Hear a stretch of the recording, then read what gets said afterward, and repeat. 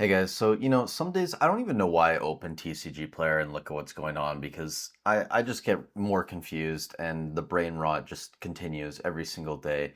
And today we're going to be taking a pretty close look at Obsidian Flames because this is now a $200 booster box. Yes, Obsidian Flames, the worst set in my opinion in Scarlet and Violet era, is $200, selling consistently at that price all day, every day. And some of these price increases, I understand, right? And when I look at prismatic evolutions right now, I actually think that it's fairly valued. Like, I don't think it's super overvalued, especially when you consider the price of the cards inside. Paldean Fate's maybe a little bit overvalued in my opinion, but again, like there just isn't a ton of supply on the market. It has some great cards like the Mew EX, the Gardevoir, the Charizard in there. The Charizard in Paldean Fates, by the way, is way better than the one in Obsidian Flames. I'm not a fan of that one. Surging Spark, same sort of thing. Like it makes sense why it's expensive. 151, same deal. But then we start getting into some interesting sets, right? That really don't make a lot of sense. Stellar Crown, close to $200 at this point. Twilight Masquerade being more expensive than that, sure, around 225. That makes more sense. Temporal Forces, I think this is like decently rated again in terms of price. Like it makes sense. Paradox Rift, same sort of thing. Paldea Evolved, of course, should be more expensive than a lot of these sets because it is a better, deeper set. SV Base around 190. Like again, this is one that doesn't make a ton of sense to me, but really the big one is Obsidian Flames at this point in SVR. Like who is buying this for $200, guys? Like, are the players buying these to open and get cards? Are people buying this as an investment? When I watch Rip and Ship streams, I really don't see too much Obsidian Flames being opened.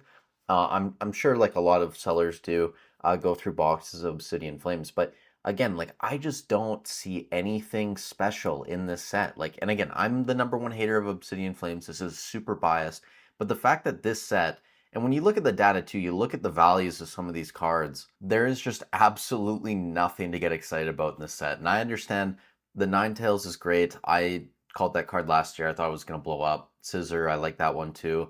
Some people like the Gloom and the Cleffa, the Houndour. Like these are great artworks too, but when I look at the Charizards in these sets, like I just don't enjoy them at all. And I think people prefer the Paldean Fates one. At least most people. I know some people probably prefer this one. Fair enough. Again, personal choice. It is what it is. But there just isn't a ton to get excited about in this set. Like at the end of the first page, you're already at $3 cards, and they're playable cards, right? Like the Arven in this set.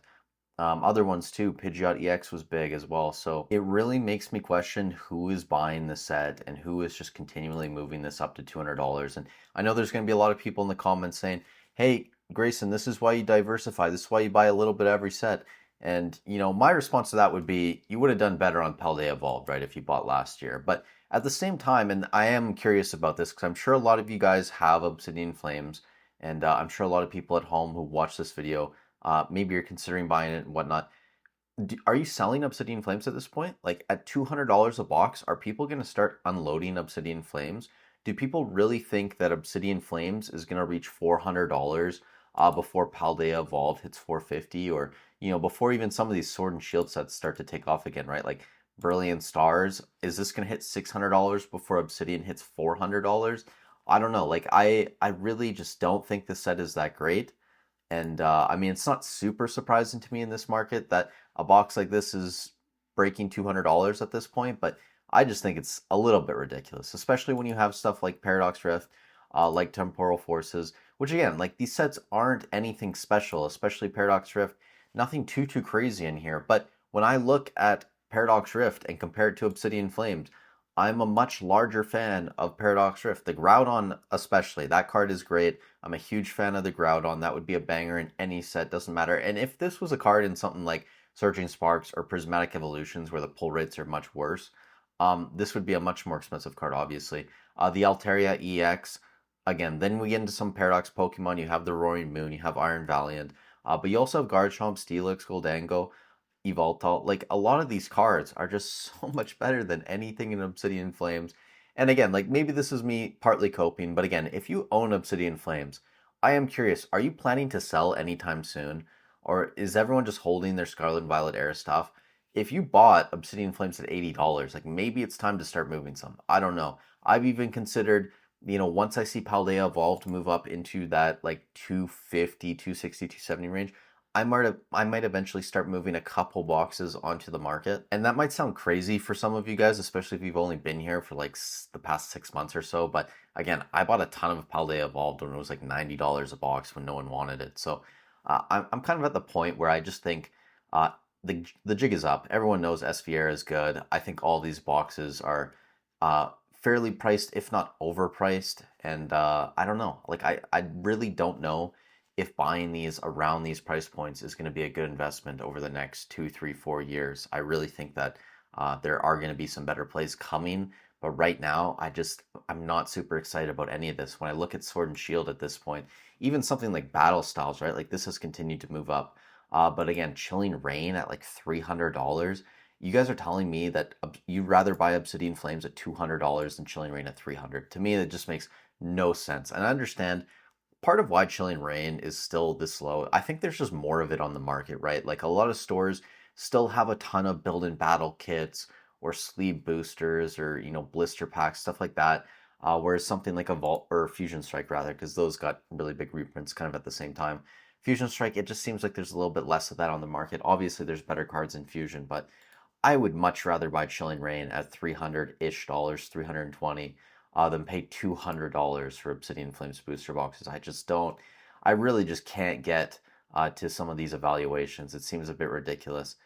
Even, I think I'd rather buy Evolving Skies, right? Like at $1,300 a box, I would rather own four of these or one Evolving Skies box than what, six Obsidian Flames booster boxes, a case of it. It's just, I don't know. I really do think some of these SVR sets are fairly valued right now, like Prismatic. I'm actually kind of pleasantly surprised that the ETBs haven't continued to explode in price. I think a lot of this does have to do with a large amount of booster bundles hitting the market, and it's going to be really interesting to see what happens if we do get a lot of super premium collections. I imagine pre-orders from a lot of sites are going to go up for those fairly quickly, right? And then once Destined Rivals comes, I mean, that'll be interesting to see what happens with the overall market.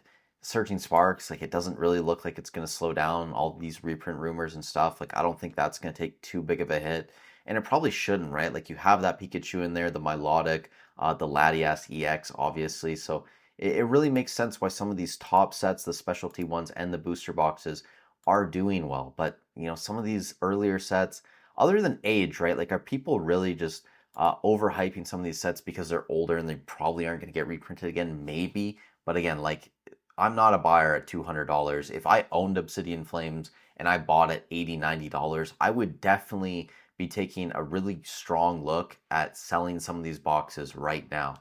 And again, like I'm even talking about doing that with Paldea Evolved in the near future if it starts moving into that 250, 260 range, because at that point I'm basically 2.5, 3xing based on my buy price from over a year ago at this point. So that's all I got for you guys today. Just the number one Obsidian Flames hater making a video about how much he hates Obsidian Flames. I'm really hoping I can get some in-person videos going again. Like you guys have kind of seen in a couple shorts, I've moved a lot of my stuff into a different location, so I'm still in the process of setting up all my equipment, and I'm waiting for some foam to come in so I can try and get some better sound in this room as well. Thank you guys so much for watching the video. Enjoy the rest of your weekend. Stay safe wherever you are in the world, and I'll catch you in the next one.